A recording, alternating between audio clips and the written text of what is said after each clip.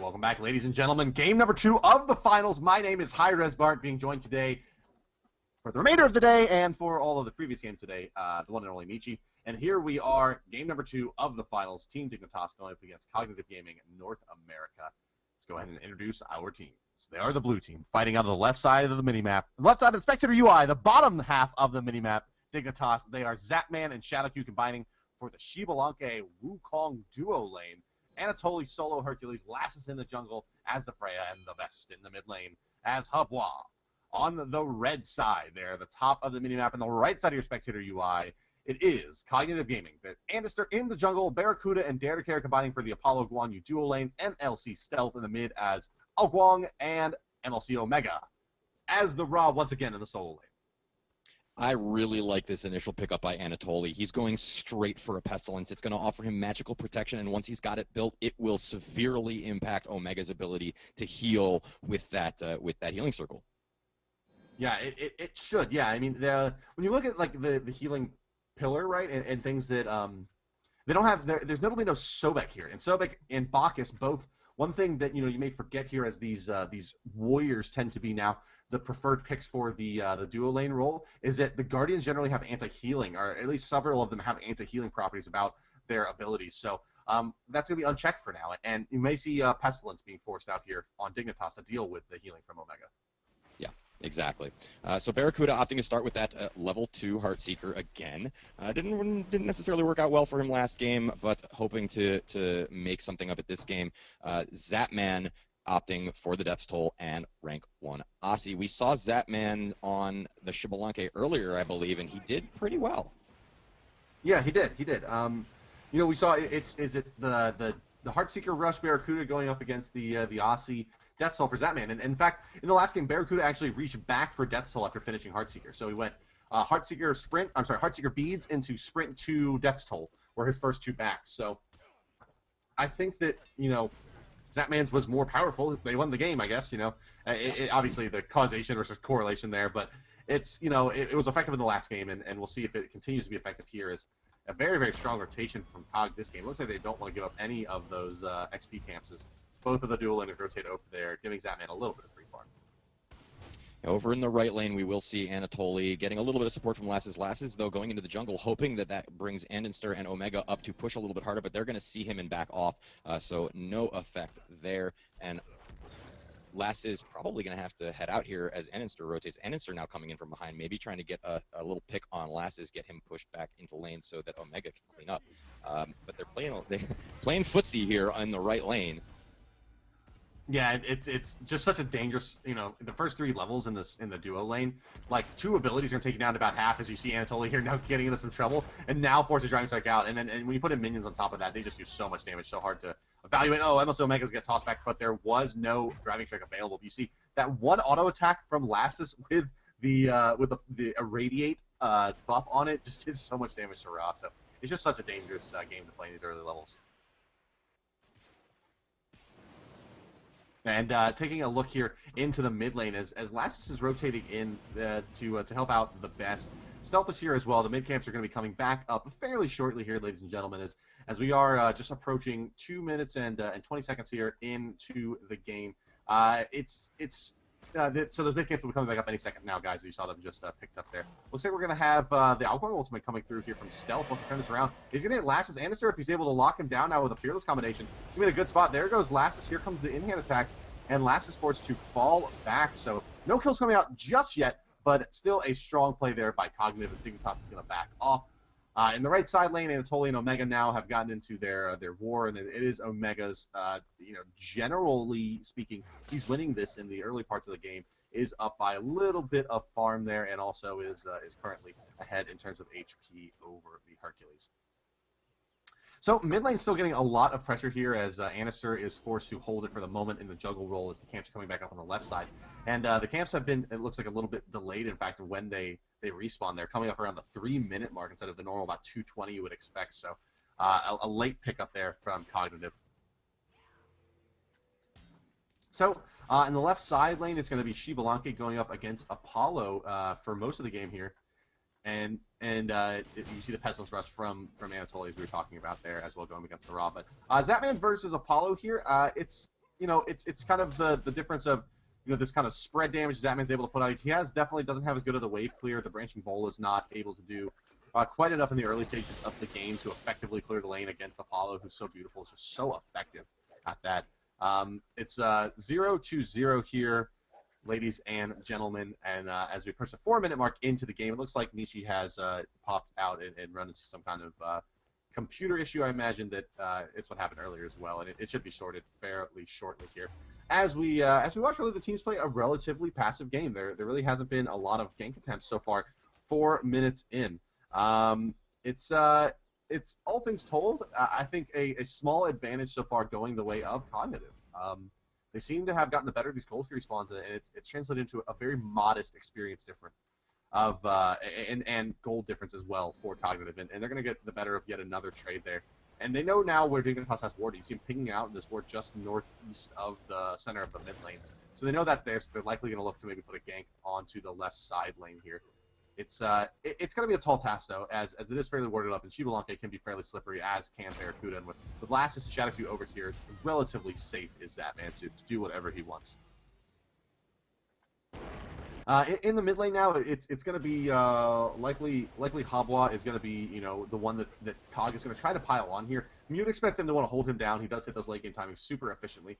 The spawns are going to be coming back up fairly shortly here for Dare to Care, and they're going to go ahead and secure those with Cog, so they continue to grow their lead. And this is very uncharacteristic of Dignitas, I think.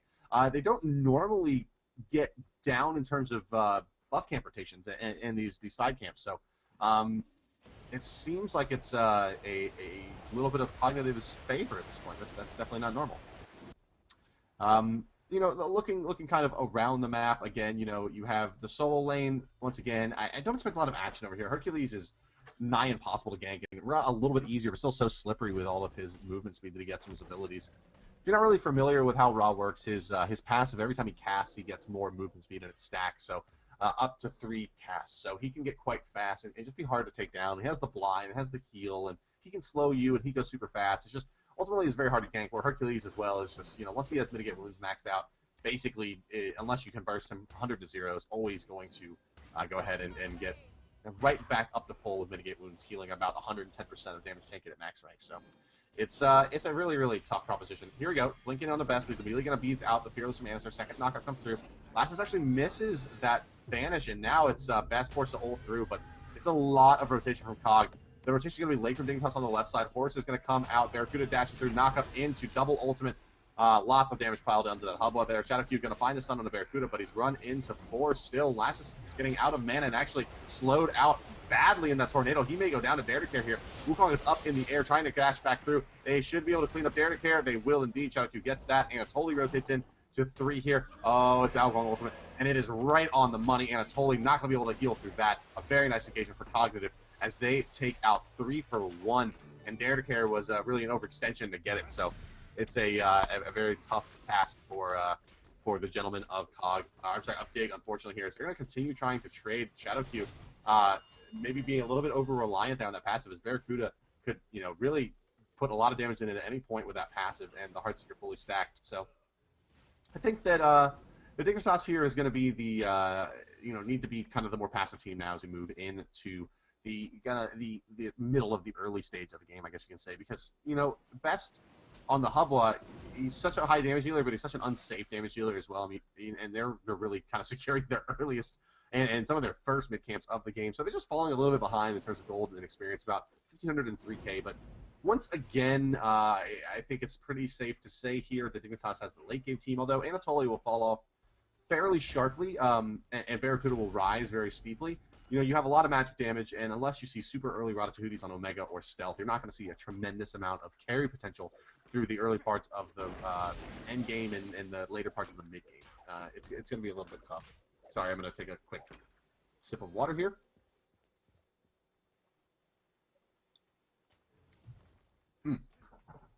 Sorry about that. Right side lane, they're going to be a gank attempt out onto Omega, but Lass is going to miss yet another banish. She's been really low percentage on those this game, and definitely needs to look to shore that up once again. Blink initiation in the mid lane here. Best this time, no beads available. Going to ult through, but it's not going to do any damage to Anistar. A little bit too close there. He's going to eat the tornado, and it doesn't matter because the Lawbringer is bringing the Law.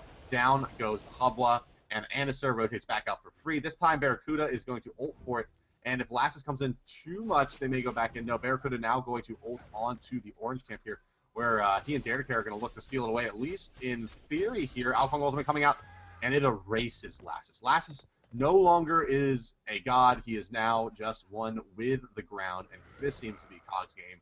And they seem to be just so happy, really, really forcing the pace against Dignitas, who, as we kind of noted in the last games, maybe let's play a little bit more of a slower pace early game. This time, COG's really bringing it to him and forcing them into some issues. Yeah, Nietzsche unfortunately had a quick power outage there, guys. I did get a text coming through from him, so he should be joining us back here relatively shortly, and he'll pop back in with me and relieve my poor aching.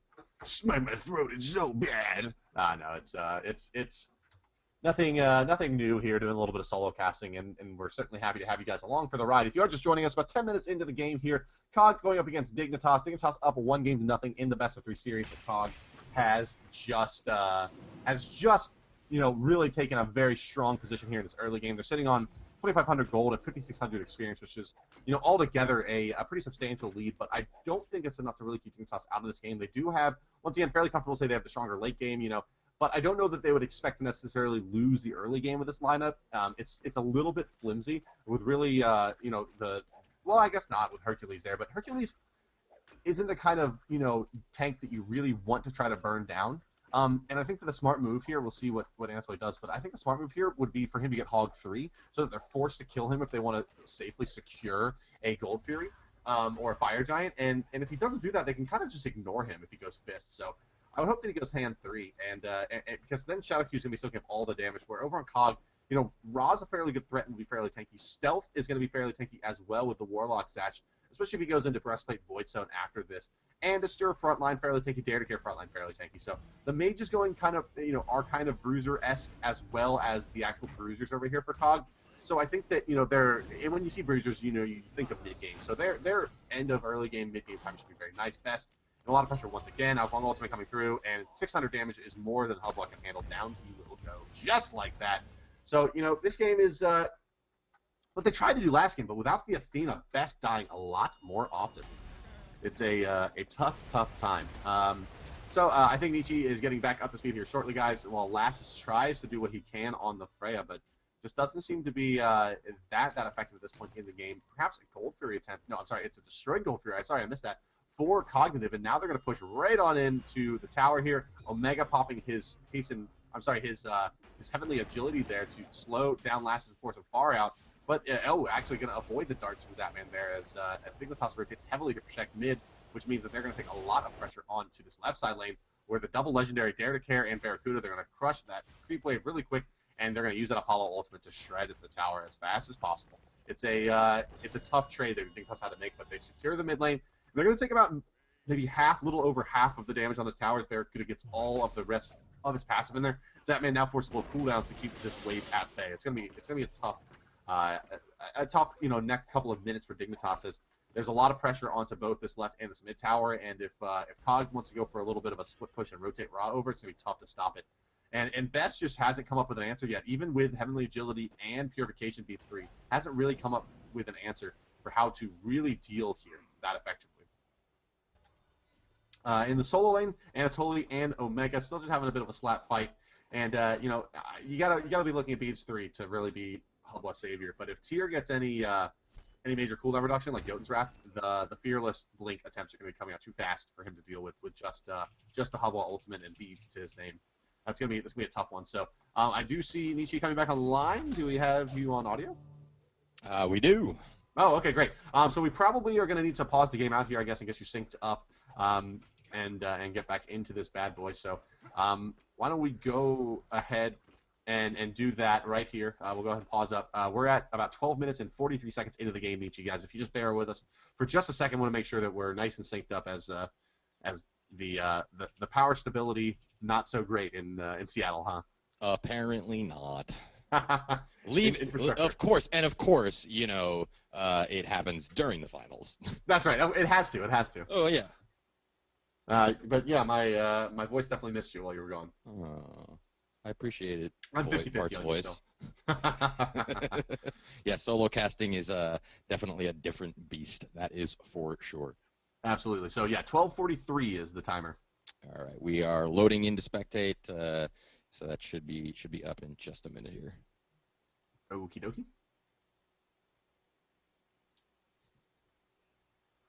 Okay. Yeah, I mean, Inichi, did you get a chance to? I guess your power is down, so I'll fill you in a little bit here. It was, Dignitas is getting pressured pretty heavily by Cog in this game so far. The rotation has been a little too good. Barracuda's gotten involved in a few kills early on and is really starting to pull away on the Apollo.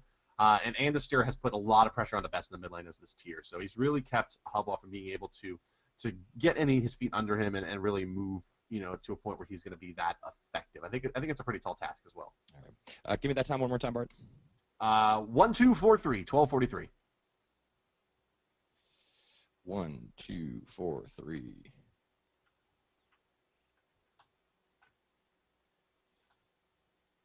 So we should be getting underway here shortly, guys. We thank you for tuning in.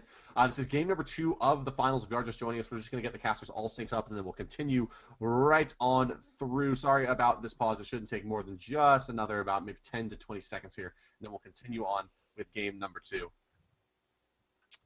Hang on one sec. It's actually not going to let me fast forward. Okay. That's okay. You're good. We'll be in just a minute here. Okay, so we're gonna be all synced up in just a second. Take this opportunity to definitely look at the items as well. Blink 3 on Andestir, so he's gonna have that cooldown available every 45 seconds. With the Jotun's Wrath cooldown as well, he should have once that's finished. So he'll be able to really put a lot of pressure on the Hubble on that, even more so than now. Big pickups here. Sovereignty finished for Dare to Care. No even item started here for Shadow Q, who's sitting on only 400 gold, so he's quite a bit behind the Dare to Care here. In fact, about 500 gold. I mean, that's a lot of gold to be behind at this stage of the game. But Shadow Q does have the Ninja Tabi system cooldown going the way of the Sun Wukong here. Last is going to be going to first Fate Talis, no big surprise there. And as we mentioned, Warlock / Doom or between Stealth and Omega here. So Ra looking to be a pretty potent damage dealer at this stage in the game. That's gonna be fairly tough to deal with. And this game also not quite as many sprints. Only Zapman with a sprint over on Dignitas, whereas before we were seeing 3, 4, 5 sprints per team in earlier games. So it's it seems like a little bit more of a more conventional style of start. Outside of the Heavenly Agilities, which have a pretty strong showing here. I guess they do count as sprints, and somewhere in my brain that'll work out. But Heavenly Agility rank 3, up and running on Omega and on the best. So a lot of team speed up for both of these teams. Yeah, we should be ready to go here. I think we are all synced up, so we can get this show back on the road. Again, my apologies, folks. All right, and so away we go here, guys. Sorry about that brief delay. I'm looking at 12:48, 20:49, 50, 51, just for a quick check there. If you guys are all good, great. So, Anatoly Teleport Towers 3, as does Omega, so we shouldn't see this the solo lane going down too quickly over here. I would expect a pretty good, and solid turtle game now from Dignitas, as they've really fallen behind this early game. Yeah, I mean, I obviously wasn't here for much of it, but we can see that they are down a whole 4K, and their builds are suffering for it. Zapman still building that Heartseeker, so he just finished building that Heartseeker, so he should be able to start stacking up, though. If he can get that rolling, it might be enough to give them some damage that they need. He is definitely one of the kind of core players on this team right now, especially with the way the game is going. Another big rotation forced out by Cognitive, and they're going to take this tier 1 on the left side. Oh, just one hit. I mean, that's free for Apollo. He can rotate in really whenever he wants. He's just making sure they're not going to get blown up by this rotation. Lasses is here, pinned out. Dare to Care going to crash in with the horse. Starting to pile a lot of damage on the Lasses. The dash goes through, but Lasses is going to be okay for the moment. Valkyrie's discretion coming out stealth. Where's the ultimate? He wants to throw it. He's waiting for the Wukong. Tier leaps in, trying to anticipate Wukong. Ultimate now from stealth at any point. I would imagine it's going to come out. Here is a Spirit's Tempest, and that's going to do a lot of damage to Best, and they may be able to turn this on Best as well. Heavily Agility used. They have a lot of speed. Mezzing out the Best now as Lasses picked up their tower, letting that Mez go full duration. Wave comes through. Barracuda stands right in it. Only takes 267 damage from that because of the protections from his Mesmerize. Too tanky on the Apollo. Don't say that too often. And down will go a 4-man wipe for Dignitas. As Cognitive, this just seems to be their game. Yeah, absolutely. And what's interesting is one of the things that is not happening with Dignitas this game that actually really messed them up in that engagement. Unlike last game, they're not getting really good ward coverage. And so there was a rotation over into the left lane that absolutely destroyed them. They were, they went on an initiate that seemed like a good fight. It was a 2v2, but what they didn't realize was that there were two more coming from that jungle ready to take them apart. Yeah, and so, it's come down to basically twice. The pressure on the mid lane from the tier onto Hubwa has forced out rotations from Zapman as well as Shadowq, and it only took those 2 attempts to get the tower down, and then they lose a fight, and they lose a second tower in the left side lane. Just a big cascade of gold going the way of COG. In fact, sitting on about 8,500 gold, 15 minutes in the game is a huge advantage, and this should really translate into some serious items. And the Warlock / Doom Orbs, very good items when you are ahead. And so MLC Self has a gold continue to pour in, so he's not in that kind of in that dead zone where you have like Warlocks just finished, no stacks on it, and you're not going to get another item for 5 to 10 minutes. Here he's going to have Voidstone 2 already up and running and have another 800 gold in his pocket. So he is perfectly ready to start being a big factor in these fights. In fact, you see Lassus just can't stand in fight Barracuda. And when the range carry of the other team, especially Apollo, is able to bully out Freya, she becomes very, very difficult to make effective. And I think that we're going to see her struggle probably for the remainder of the game. Yeah, definitely. She has finished that Fatalis now, so she will be able to be a little bit more defensive, get some good retreats going while she uses that pulse, as we discussed last game. But I don't know if that's going to be enough. There is a whoop on Andenster, but he's just going to go ahead and ult his way out, but while a tornado comes down from stealth and takes a solid half of Lass's life. That's just so dangerous. Yeah, it's now hairy for Lassus to move into this fight, right? Because if he gets stunned out, he can go down in the single stun. I mean, honestly, you can just go down in the single stun at any point in this game. But now with COG, they even just kind of feint that Gold Fury attempt. They just really want to fight here against Dignitas, and they're perfectly happy to do so. Anatoli's going to toss back Anderson there, and they're going to prevent them from picking up Shadowq. Uh-oh. Ultimate? Oh, man, that was swag ultimate from MLC Stealth there. He's just feeling himself. Just said, I'm going to let it rip. Maybe I'll snipe someone out. Doesn't connect, unfortunately. Now they don't have that available, and this could be an opportunity for Dignitas to maybe get a good initiation here on the COG, although the crits coming through from Barracuda are starting to get pretty real. Ultimate comes out from Shadowq to start taking up some damage. Best going to try to follow suit. Omega tries to follow suit with the Raw Snipe. Doesn't really find much except for destroy the decoy. So COG once again will just kind of lazily start picking up this Gold Fury. Shiva Blanco has been coming out, and it looks like there's going to be an initiation. Yeah, and COG just really doesn't care. They're just going on this Gold Fury with a reckless abandon, and it's actually kind of hurting them a little bit. Dare to Carry is down to about half health, as is Stealth. If they can take out Stealth, that's a huge amount of damage off the table, and that puts Dignitas in a decent position. They're going to go on Barracuda. Barracuda's going to dash out. He's going to make it away, and that Raw Beam going to come and take a good, huge chunk of Anatoli's life. They're now going to go on to the Best, who's going to go ahead and use his ult to get right out of that fight. Barracuda's going to ult in and try and get the Best down. He's so close to death, and that Raw Beam just barely misses that. That solar beam is so close to taking out the Best. Yeah, that was really close. So now Tier going to try to follow suit now with the Lawbringer, but not going to be able to catch them up. They're going to think about going on Anatoly, but they can't. They should be happy to go ahead and fall back and take this Gold Fury here, should COG. I don't think Dignitas can really go in again. It's really just going to be a Shadowq to get a kind of a miracle steal here. Wukong definitely has that big knockup, and the Hand of the Gods has tried for it. Goes in as Bird, but now he has used his escape. He's been knocked up, and that should be the end. Even though he gets a big knockup, Anatoly going to need a Spirit Tempest as well. It shouldn't be enough to really do much more. Snipe coming through from Raw, and that will destroy Shadowq, and they're going to chase out Anatoly here. No rest for the Weary there as Anatoly falls. Mitigate wounds just not going to do enough. Yeah, and this is where it gets really ugly for Dignitas. They're at the point now where they need to be fighting as a team. The only way they're going to get out of this hole that they're in is if they can get some really good team fights, get a good 4 for 2 exchange or a 5 for 3 exchange, and they're now being pressured in little groups, and so 2 are going down, 1's going down, and they've almost always got 1 or 2 people dead, and that is just it's an untenable situation. So they have to regroup, even if it means losing a tower or 2. They have to get back, regroup, stick together, and make something happen if they have any chance of turning this around. Yeah, but Barracuda has such an advantage, such high level 16, as high level as a solo laners, has Rageblade 2 done, has a lot of gold in pocket as well. It's going to have Rage finished. And the meanwhile, MLC Stealth picks up a kill on the Zapman over on the far side of the map on the left here. So he does pick up that kill, so they're just going to continually reset those hard seeker stacks for Zapman. And he's so far away from being able to trade with Barracuda now that this should be a big-time split push opportunity for COG. They can really just run 4 down the middle and split push down the right, and it's going to be tough for Dig to stop.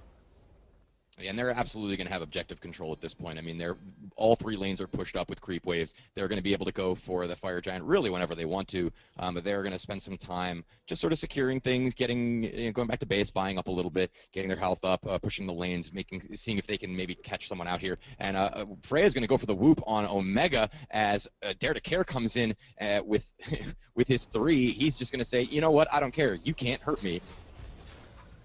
Yeah, so now it's going to be Anatoly trying to stay in there and stay relevant, but it's going to be tough because yeah. And so what's going on here is that it looks like COG is perfectly happy to just flex their muscles around the map, and Dignitas is just falling more and more behind. 14,000 gold, almost 20,000 experience now. It's going to be very, very tough for them to really make heads or tails of any of these team fights. It's going to be purely on them just making big plays and finding kills, getting these ults lined up, but they don't really have big team fight synergy necessarily either. I think these big team fight ultimates just aren't going to do enough when they're so far behind. Like you see, even the Hercules and Hubble combination that they're trying to set up for isn't going to be that effective. And look at this, Stealth just zoning out Freya, the tornado ripping through her, even Valkyrie's discretion, ultimate comes out, and it doesn't matter because Barracuda crashes in. Bye-bye Freya. Yeah. So, like we said, this is pretty much the end for Dignitas in terms of this game. They're going to go, Cognitive is going to go for that Fire Giant. There is a little bit of interdiction from Dignitas, but they're going to go ahead and just turn around, give up on the Fire Giant, and absolutely decimate that Xbalanque. And again here, they're going in kind of one by one. There were 4 grouped up over there on the right side. Dignitas maybe trying to make something happen, but just one by one getting picked off. So yeah. And so the raw snipe comes back through there, and it doesn't matter because Xbalanque is down. And now the Fire Giant yet again. So it continues, just continually initiate onto the Fire Giant. And then someone tries to come in from Dignitas. They pick them off. They go back into the Fire Giant. This time it's Zapman that's down. And look, so they come in. So we were looking at it's about 12:55, 12:56 here. If you are trying to get synced up, Michi.